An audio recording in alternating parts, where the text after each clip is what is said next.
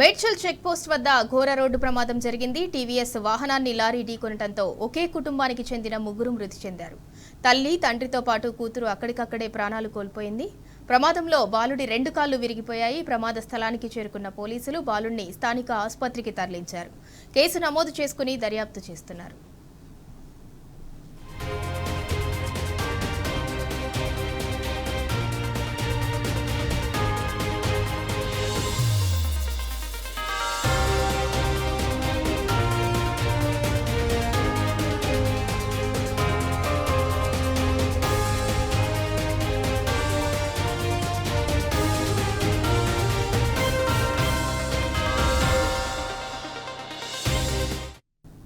Medchal check post వద్ద ఘోర road ప్రమాదం జరిగింది. టీవీఎస్ వాహనాన్ని లారీ ఢీకొనడంతో ఒకే కుటుంబానికి చెందిన ముగ్గురు మృతి చెందారు.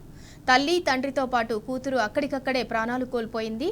ప్రమాదంలో బాలుడి 2 కాళ్లు విరిగిపోయాయి. ప్రమాద స్థలానికి చేరుకున్న పోలీసులు బాలుడిని స్థానిక ఆసుపత్రికి తరలించారు. కేసు నమోదు చేసుకుని దర్యాప్తు చేస్తున్నారు.